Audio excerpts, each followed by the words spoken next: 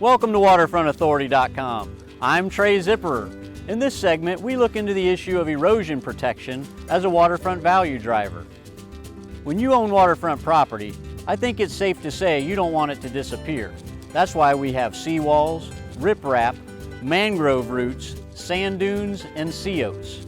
These silent sentinels of the waterfront are sometimes overlooked, but in many cases can be value drivers. Most every waterfront property has some form of erosion protection, so buyers expect it to be there. Buyers rarely pay a premium for a new seawall, but they will certainly ask for a discount or credit from the seller in the event a seawall needs repair or replacement. Why? Because seawall replacements or repairs can easily exceed $20,000. Natural erosion protection such as mangrove roots, sand dunes, and sea oats are protected by federal and state laws, so I will limit this discussion to seawalls and riprap. In case you didn't know, riprap is any type of rock or stone material piled up along the water's edge to prevent wave action from eroding the shoreline. The size of the material varies from the size of a baseball to boulders. In addition to erosion protection, riprap creates a habitat for small creatures, enabling them to avoid predators. You will see riprap at properties with or without seawalls. Seawalls are basically a wall between your waterfront property and the water. They enable you to have a level backyard, they give you deep water close to the edge of your property, and most importantly, they keep your backyard from falling into the waterway. A seawall consists of several components, including slabs, which create the wall, cap, tiebacks, and dead men. The slabs stand upright and can be PVC, concrete, or metal. Without something to hold them in place, the pressure from the land side would simply push the slabs into the water.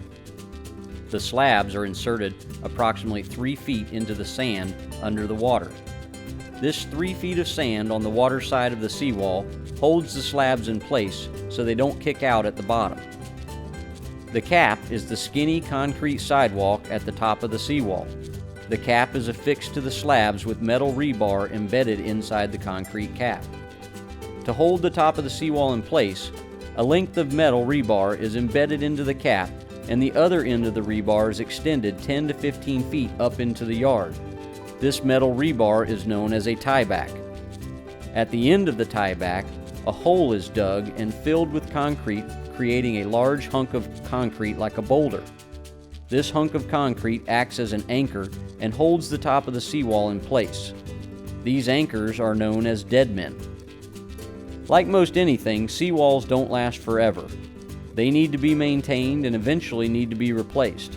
Sometimes the slabs fail, sometimes the sand at the water side erodes from the bottom of the seawall, sometimes the cap cracks and deteriorates, sometimes the rebar tiebacks rust through. The telltale signs that a seawall needs some attention is when you see the bottom of the cap missing on the water side, or rusted rebar hanging from the cap, or when you notice that the top of the seawall has moved slightly toward the water at a seam in the cap.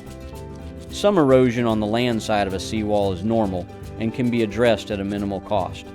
A seawall is a significant value driver for waterfront property, so inspect them closely and understand their value. If you need help valuing a waterfront property today, give me a call or send me an email. I'm Trey Zipperer, your Waterfront Authority.